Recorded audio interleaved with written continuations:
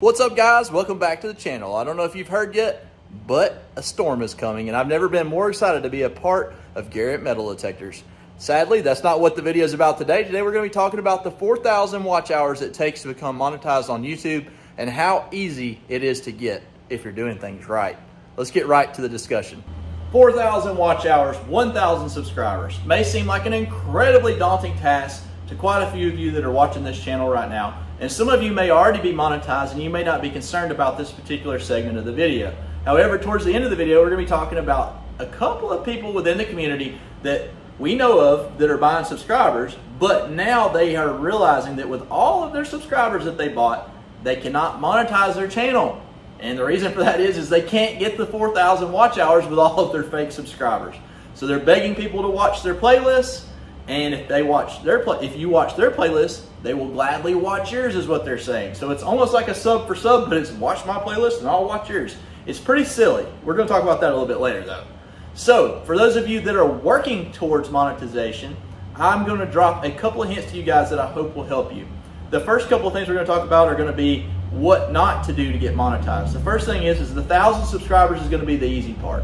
The 4,000 watch hours will be the harder part of the entire ordeal. And I'm going to explain to you why here in just a second. So the 1,000 subscribers, how do you get them? How do you bring these 1,000 subscribers to your channel? Well, the answer is to make a bunch of videos. And I know that sounds crazy, but the more videos you have, the more chances you have for being discovered. And varying titles also helps. So if every one of your videos is titled metal detecting a beach, metal detecting a field, metal detecting a pond, after a while the titles seem to all run together. And there again, the algorithm's not going to reward you for using the same title over and over again. So you got to be kind of smart with your titling. You almost got to trick people into watching the video, and then once they're there, if your video is good enough and they enjoy it, then you'll earn the subscription. So there again, you have to earn the subscription just like you have to earn the amount of time that's watched on the video after somebody clicks on it. So there again, if you earned the click and they start to watch the video, what's the trick to make people subscribe? Well, you can't make them. I mean, there's no way that you're going to be able to force somebody to hit that subscribe button unless you drive to wherever they live and you literally reach right over on their mouse and you click the button or tap their phone. That's just not how things work, sadly. What you can do, though, is you can present yourself in a manner that allows people to resonate with your personality. And personality seems to be everything when it comes to YouTube. The duller the personality, usually, the smaller the channel. The bigger the personality, the more likable the personality, the bigger the channel grows. And that goes across all niches, not just metal detecting and treasure hunting. The biggest gamers out there like PewDiePie, I don't really watch him. I've watched a bunch of gurus talk about him, are so over the top that it's kind of scary. They're like, oh, screaming, yelling, jumping up and down. Well, for some reason that really resonates with a younger audience. In the treasure niche, the majority of our audience is over the age of 40. And I don't think they're going to really appreciate us rolling around doing somersaults and flips because we found a hutch bottle or a mercury dime. So there is a fine line there. You can't be dull, you can't be over the top, you got to be in the middle, and that all varies depending upon your audience. So your energy can be contagious, and that energy is what's going to cause people to want to subscribe and be like, man, I wonder what Brandon's up to next week, or I wonder what such and such is up to next week. Because last week's video, they were very excited, and I was excited for them, and I sure don't want to miss the next episode. So the excitement factor is a huge ordeal when it comes to gaining the subscribers that you need to get to that 1,000 mark for monetization. Now the 4,000 watch hours is the hardest thing to attain. However, if you take a look right here, this is one of my videos that has a little over 22,000 views. Not very many views in the grand scheme of things, but look at the watch hours. 2.4 thousand watch hours on a single video. So that video alone with 22,000 views drove enough to be half of a monetization point. That's not a whole lot, but there again, 2 videos and then you've got your 4,000 watch hours. So basically what I'm getting at is around 40 or 50,000 views is all it takes to get monetized if your video is over 10 to 15 minutes. So if your videos are 10 to 15 minutes long, you have 2 good videos that you do over 20,000 views, you should be monetized. The only reason that you would not be monetized is if you bought a ton of subscribers or you bought fake views and they just click it to show the view count go up. Therefore, you're not able to be monetized because they didn't watch long enough. They watched 5 seconds just to show the view count.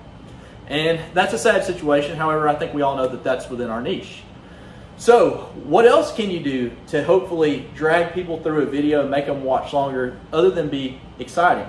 Well, your format has everything to do with it. Hook, line, and sinker, pun intended, because you're about to see what I'm talking about. So a hook is very, very important in the beginning of a video.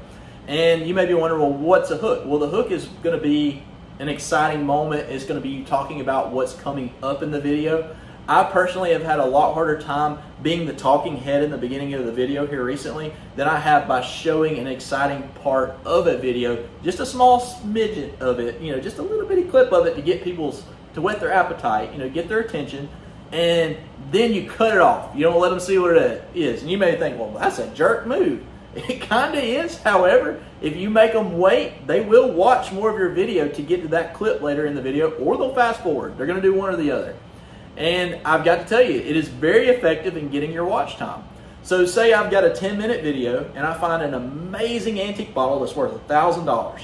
Am I going to put it in the first 10 seconds of the video? Only a small part of it. Hopefully just enough where you can identify what it is, or maybe I'll blur it where you can identify it and go, oh my gosh, I just found a $1,000 bottle. I cannot believe this. And then boom, intro is done. It's over with. And people are like, oh my gosh, what bottle is worth $1,000? Or what in the world is this? I got to wait and find out. So when do I play the rest of that clip? Do I put it in the first half of the video, or do I put it in the second half? Put it in the second half, right? Because you want people to drag past as much of the video as they can to get to that point. And then if they hang out to that point, you get all the more watch time. So that hook is going to be one of your most useful things when it comes to getting to 4,000 watch hours and getting people to watch more of your videos. And we've done that for years on our channel, and it has worked very well for us. It's no secret, if you've watched any YouTube gurus, they preach about it day in and day out.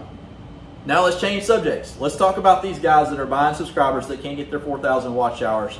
And this is pretty much just a laugh segment. I don't have anything to add to this other than it is hilarious to me that they have spent thousands of dollars buying subscribers and paying for advertising, and they spammed every single Facebook group known to man. And right behind that, guess what else they did? They jump into every single live stream, make their presence known, and then dip out, all to not be able to become monetized because their entire thing is a scam and a sham. It's smoke and mirrors. There's nothing to their channel other than a fake number sitting there, and they can't monetize. However, these guys are dumb enough now that they're posting on Facebook, if you watch my playlist, I'll watch yours. Watch for watch. Come watch me, I'll watch you. Or I've got 5 computers playing I literally saw a post this last week. Somebody took a snapshot of it and sent it to me.